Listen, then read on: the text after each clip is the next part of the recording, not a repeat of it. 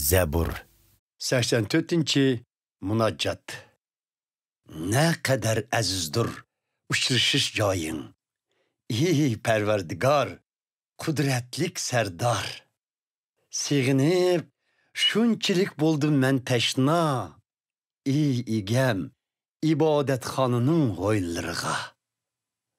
Bo'lmoqda qalbimda, jismim shuncha intizor, hayotlik bulqi bo'lgan birdan bir Xudoga.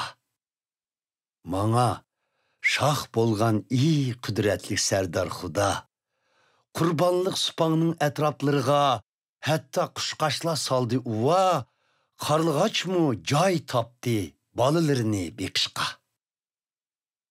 Ne kadar baxtlik ibodatxonangda bo'lganlar, to'xtamasdan sana hamsana o'qiyotganlar.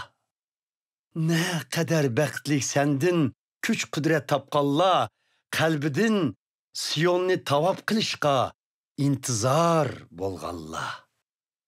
Yig'izor qaplag'an qurg'oq jilg'idan o'tganda ular, u ya'ni buloqliq makonga aylantirar.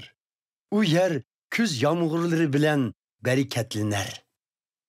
Mangan siri ular quvvat ustiga quvvat topar. Siyonga yetib berib, Xudoning huzurida hozir bo'lar. Ey Parvardigor, qudratlik sardor Xudo, quloq solg'in duolarimga. Tinshig'in iltijoyimni, ey Yoqubni tanlagan Xudo. Ilohim, ko'ngil bo'lgin qalqinimiz podshohqa, nazringni be, o'zing talg'iningga. Berhaq, ibodatxonangda o'tgan bir kun afzaldir boshqa yerda o'tgan 1000 kundan. A'lo bilaman Xudo, uyining bo'sig'isida turishni, razillarning rohat farog'atlik uyida yashashtin. Bizga quyosh qalqondir Parvardigor igimiz. Ato qilar u shon shuhrat va shafoat. Durust yo'lda manganlardan aymas yaxshiligini ta abad.